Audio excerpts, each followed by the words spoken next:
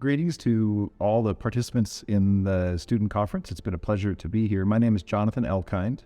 I'm a senior research scholar with the Center on Global Energy Policy at Columbia University in the city of New York.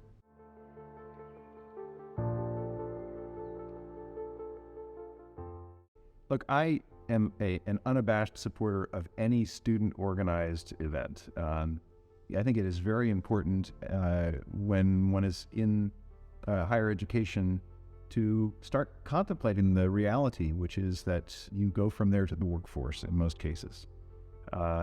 So having a conference like this one that identifies key issues of the day and engages people in dialogue about how to deal with those issues, that to me is incredibly powerful as a learning opportunity. It's incredibly powerful as a bridge to professional life, and it can help students to identify both things that they might want to do through their careers and things that they now realize they don't want to do through their careers.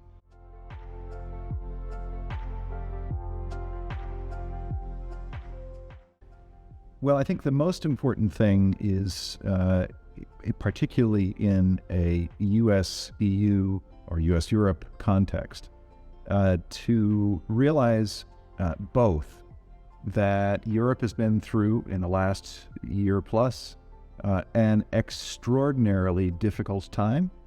Europe has made it through this time of great challenge in the energy setting with difficulty, but effectively. This has not been a sunshine and roses kind of a situation. It has been a time of great challenge for decision makers and business operators and households. And Europe has passed through that time. Now, there's more difficulty ahead, to be sure. The winter of 2023 into 2024 includes still more unknowns. How much demand will return from China? How cold will it be in Europe? What other impacts will there be on industries and households?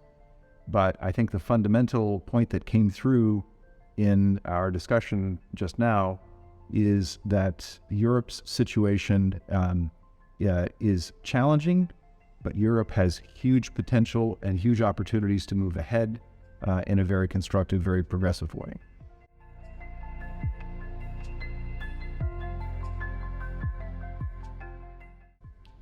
So today's critical minerals markets are strongly dominated by China, and this is not an accidental situation. This is something that the Chinese leadership sought to create.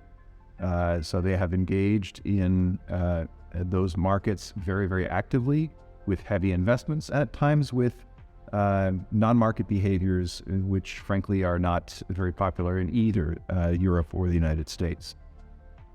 The critical minerals markets are absolutely vital to a number of different industries, including all of the clean energy industries. And so it is essential that we see very, very concerted efforts to grow the production and processing capabilities in critical minerals, that we engage in programs of innovation on both sides of the Atlantic that help to avoid choke points, those minerals that are in shortest supply, and that provide new opportunities going forward. So there's a great deal of potential for US-European collaboration, including through so-called friendshoring trade agreements and other policy instruments of that sort. But the most important thing is to remember that today we are each, both in Europe and the United States, highly vulnerable to supply chains that are dominated by a particular country in the very same way that Russia has dominated the supply of natural gas into Europe by pipe.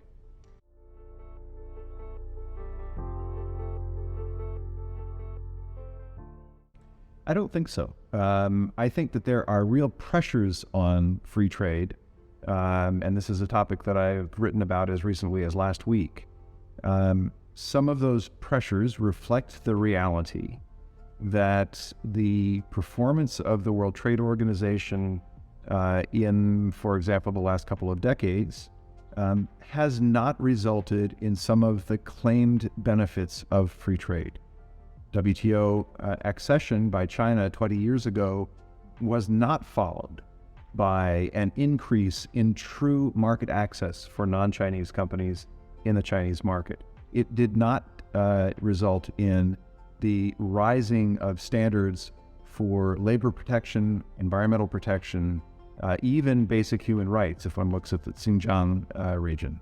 So there are many ways in which free trade as it has been practiced, and the idea of globalization as it has been practiced, have disappointed citizens in the United States and in Europe and elsewhere.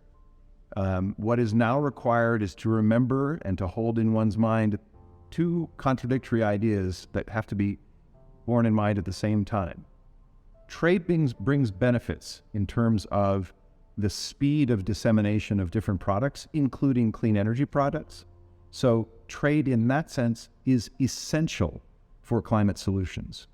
But the way in which trade has been practiced, with some of the defects I just referred to, means that some profound rethinking and reprioritization is required.